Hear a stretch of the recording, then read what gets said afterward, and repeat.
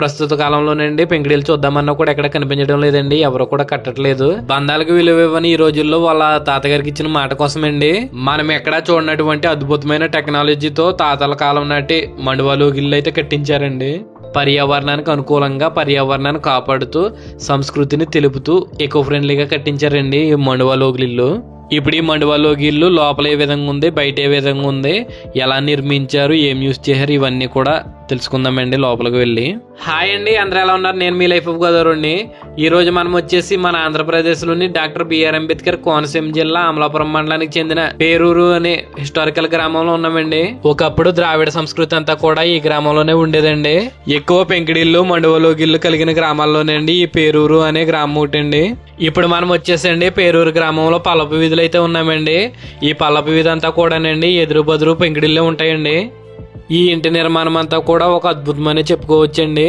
అమెరికాలో 30 సంవత్సరాల నుండి అక్కడ టెక్నాలజీ అండ్ సౌకర్యాలు అలవాటు పడినా కూడానండి వారి తాతగారికి ఇచ్చిన మాట ప్రకారం అండి తాతగారి మీద ప్రేమతోటి ఈ మండువా ఇల్లు అయితే కట్టించారండి. మండువా ఇల్లు కట్టించడమే కాకుండానండి అందులో నివసించడం అనేది మన భవానీ వెంకట్ గారు, నాగలక్ష్మి గారు గొప్పదనం అండి. వీరు మండువా ఇల్లుని కట్టే ముందండి చాలా మందిని అడిగారంటండి. కాదంటే చాలా మంది ఉన్న ఇళ్ళని తీసేస్తుంటే ఈ సమయంలో మీరు మండువా ఇల్లుని కట్టి ఏం చేస్తారని చెప్పేసి చాలా మంది డిసప్పాయింట్ అయితే చేశారంటండి. అయినా కూడా తగ్గకుండా పూర్వపు మండువాలోగిళ్ళు ఏ విధంగా ఉంటాయో అదే విధంగా ఇంటిని నిర్మించాలని చెప్పేసి అనుకున్నారంటండి. దానికోసం చాలా మందిని సంప్రదించండి. ఒక్కొక్క విభాగంలో ఒక్కొక్కరిని చూసుకుని ఈ ఇంటి నిర్మాణాన్ని అయితే కొనసాగించారంటండి.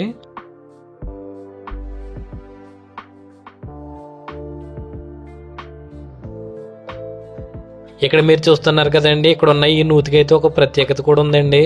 ఈ నూతి మీద సీతమ్మ కోపం అని రాస్తుంది కదా. ఒకప్పుడు పేరూరులో ఎక్కడ తవ్వినా కూడానండి ఉప్పు నీరే పడేదంట. ఆ సమయంలో డొక్కా సీతమ్మ గారి పేరు మీద ఒక నూతిని తవ్వితే సప్పనీరు అయితే పడిందంటండి. దాంతో ఈ ఊరు వారంతా కూడానండి ఆ నీరే తాగేవారంట.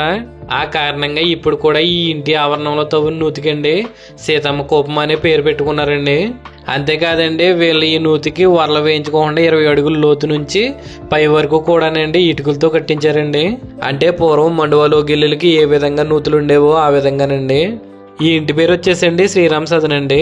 ఇక్కడ ఇప్పటి వరకు చూసారు కదా ఇటుకల మీద శ్రీరామ శ్రీరామ అని రాసి ఉంది. అలాగే బయట ప్రహరీ మీద లోపల గోడల మీద కూడా శ్రీరామ అని రాసిందండి. డోర్ లాక్ వేసినప్పుడు గానీ బయటకు వచ్చినప్పుడు గానండి శ్రీరామ అని పలుకుతాం కదండి.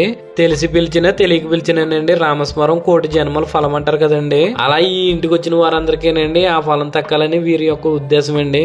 ఈ ఇంటిలో వెంటిలేషన్ నేర్పులో బాగుండే విధంగానండి ఈ ఇంటికి 4 సింహద్వారాలను అయితే ఏర్పాటు చేశారండి. అలాగే ఈ ఇంటిలో 3 విశాలమైన గదులు కూడా ఉన్నాయండి. అలాగే ఈ ఇంటికి వాడిని ఇటుకలు బంగాళాపెంక అంతా కూడానండి న్యూజిలాండ్ నుంచి అయితే రప్పించారంటండి. ఫ్లోర్ స్టోన్ వచ్చేసండి మాచర్ల నుంచి అయితే రప్పించారంటండి. అంతేకాదండి ఈ ఇంట్లో ఎకో ఫ్రెండ్లీ పొయ్యిని కూడా ఏర్పాటు చేశారు. కట్టెలతో ఆ పొయ్యి మీద వంట కూడా చేసుకోవచ్చండి.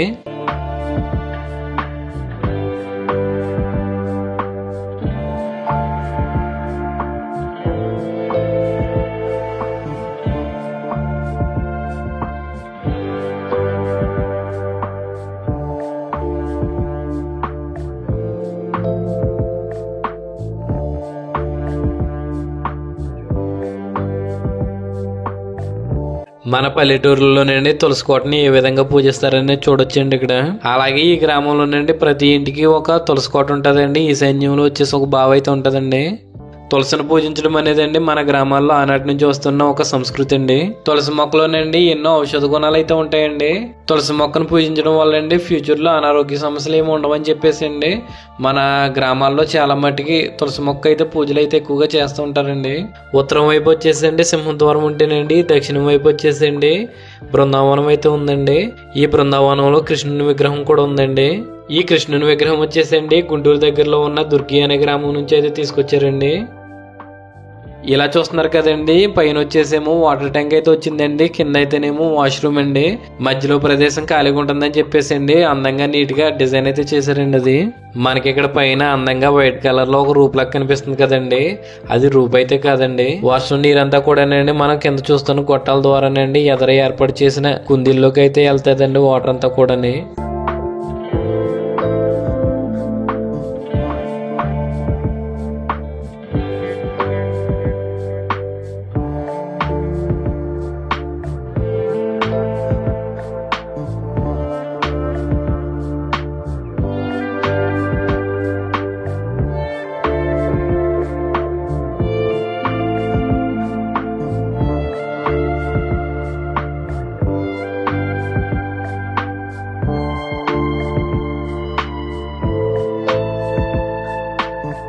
మనం ఇప్పుడు పశ్చిమం వైపు ఉన్న ద్వారం దగ్గర అయితే ఉన్నామండి.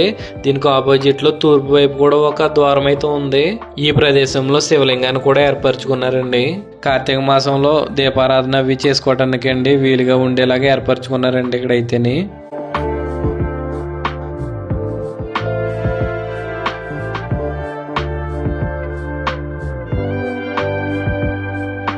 వర్షం నీటిని వృధా కానివ్వకుండా ఈ ఇంటి లోపల ఉన్న మండువా కిందండి 5,000 లీటర్ల వాటర్ పట్టేలా అండి ఒక కుండీని అయితే ఏర్పాటు చేశారండి.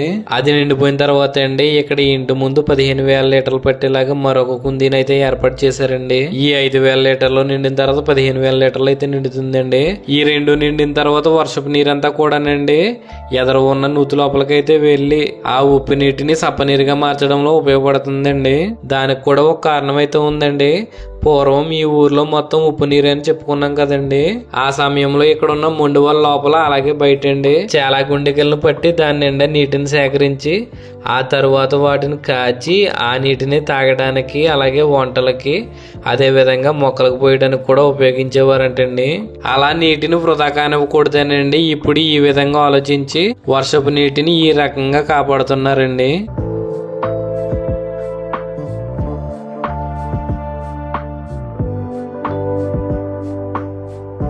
ఈ బిల్డింగ్ నిర్మాణం అంతా కూడా ఒక అద్భుతమనే చెప్పుకోవచ్చండి.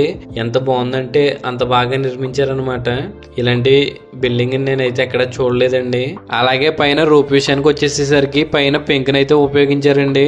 అయితే చెక్క గాని ఐరన్ గాని లేకుండా ఏర్పరిచారనమాట వాటిని. ఈ పైన ఉన్న స్లాబ్ వచ్చేసండి 4 అంగుళాల మందంతో అయితే నిర్మించారండి.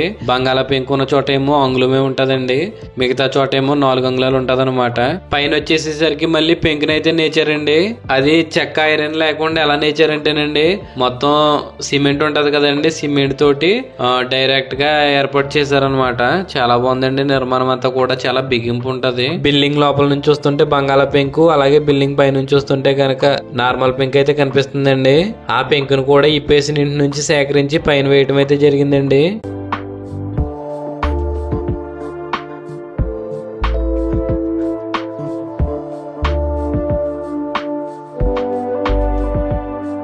చూసారు కదండి, ప్రతి ఒక్క రూమ్ అయితే చూపించానండి. మనకి లోపల 3 బెడ్రూమ్స్ అలాగే ఒక హాల్ అయితే ఉందండి. వీటి నిర్మాణం అంతా కూడా ఏ విధంగా ఉందో చూస్తున్నారు కదా. ఈ నిర్మాణం అంతా కూడా నాకు చాలా బాగా నచ్చింది. మీకేమనిపించిందో ఒక కామెంట్ అయితే చేయండి.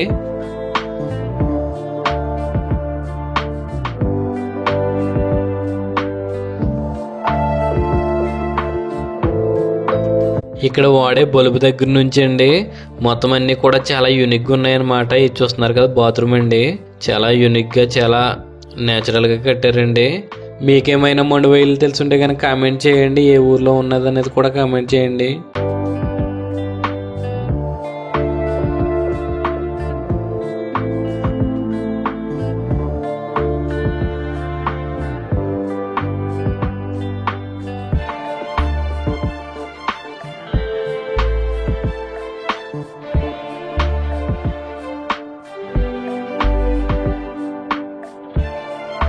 ఈ ఇటుక కొట్టుబడిలో కూడానండి ఒక టెక్నాలజీని అయితే ఉపయోగించారండి. దాని ద్వారా ఈ హాల్లో ఎంత సౌండ్స్ చేసినా కూడానండి లోపలికి సౌండ్స్ అయితే చాలా తక్కువగా వస్తాయంటండి. ఇంటి నిర్మాణం అంతా కూడానండి ఈకో ఫ్రెండ్లీగానే నిర్మించారండి. అలాగే రామనామంతో ఇటుకలను అయితే నింపేశారండి.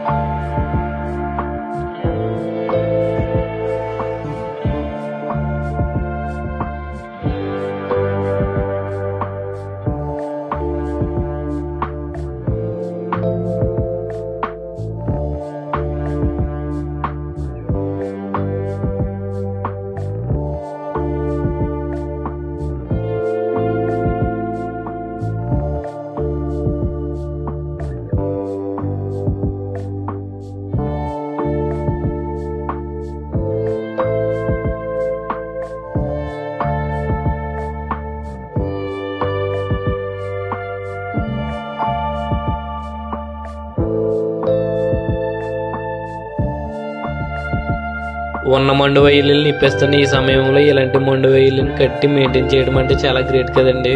అంతేకాకుండా వర్షపు నీటిని వేస్ట్ చేయకుండా సేవ్ చేసే పద్ధతి అయితే చాలా బాగా నచ్చిందండి నాకైతే.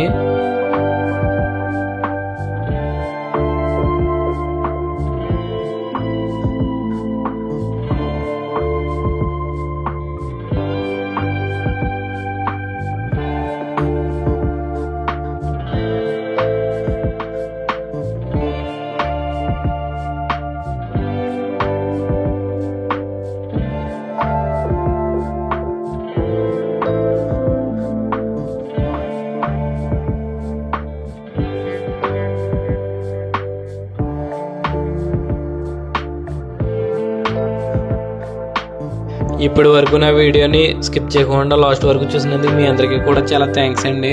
వీడియో నచ్చితే ఒక లైక్ చేసి మన వాళ్ళందరికీ షేర్ చేయండి. కొత్తగా చూసే వాళ్ళు అయితే సబ్స్క్రైబ్ చేసుకోండి.